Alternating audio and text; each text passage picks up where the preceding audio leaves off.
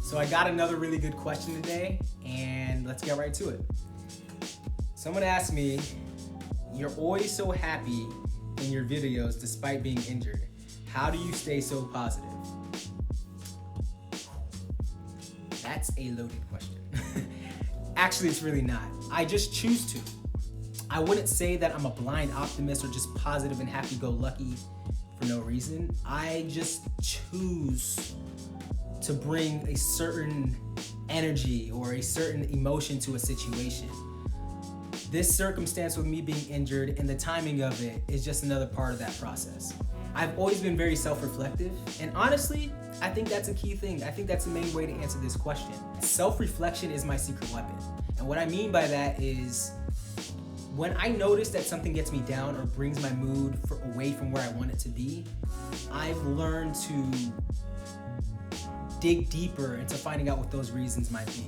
I think a lot of the time people make the mistake of thinking that external situations can affect their internal environment, when honestly I think it's the opposite, where somebody can look at a situation as being extremely negative and feel emotionally depressed by it, whereas others can look at that same situation and just see it as, an opportunity for growth. That latter mindset is my own. It's not something I woke up one day just having,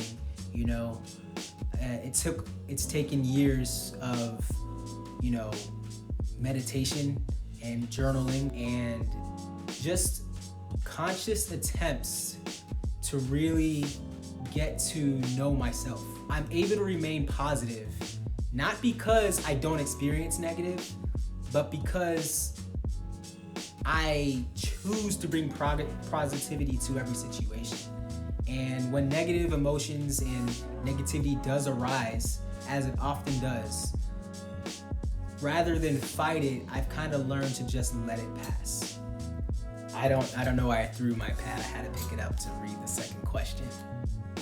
You talk often about meditation. How did you get into it, and how has it helped you grow? Another good one. I practiced meditation since about September 2016 when I returned from the Rio Olympic Games. Honestly, the way I got into it was very random. While I had heard of it before, I didn't really know much about mindfulness meditation or any type of meditation for that matter. I was still in that dream state of having come back from the Olympics. I felt so...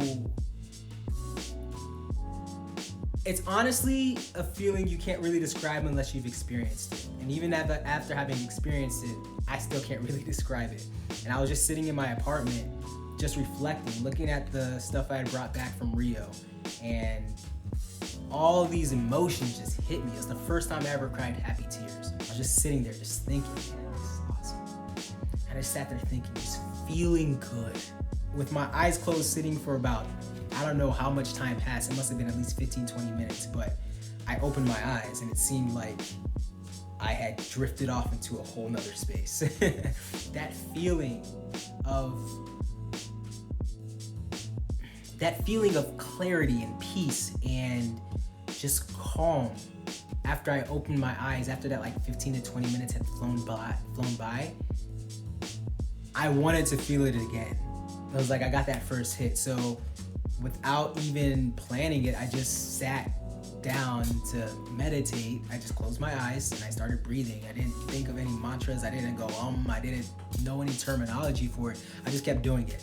And lo and behold, it became a habit. And I think of meditation kind of like brushing your teeth. You brush your teeth not just so that your mouth smells good for the day up, right?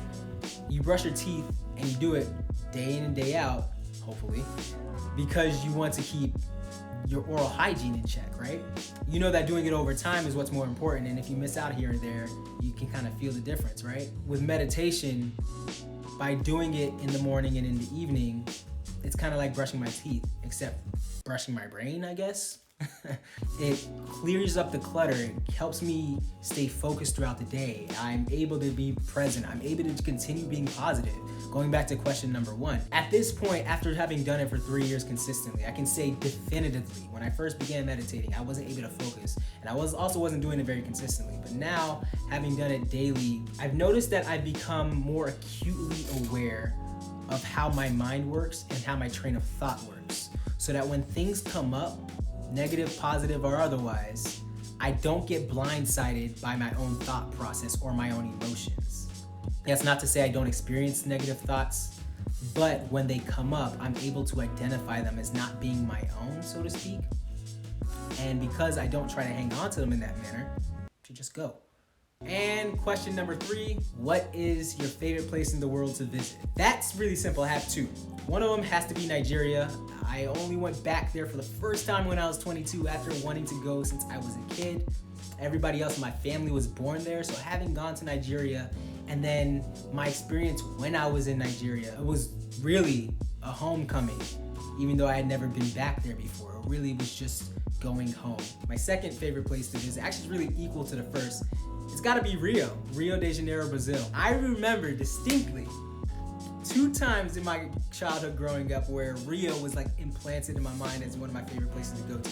A lot of you guys are pretty young. This is gonna be telling my age. There's a song, it came out in like 2002. It's by Snoop Dogg and Pharrell. It's called Beautiful.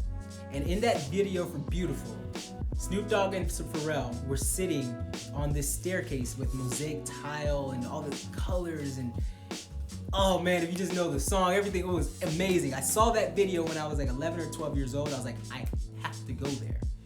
When I finally went to Brazil, it was everything I expected and more. The food was great, the people were great, the atmosphere, the people were the friendliest people I'd ever met in the world, and I loved it. So, Nigeria and Rio, my 2 favorite places in the world to go. So that's all I got. If you want to have your question answered in the future video, go ahead and leave it in the comments below. Most of the submissions I'm getting are in person or through Instagram. So you can also reach out to me on Instagram if you don't have access to me in person.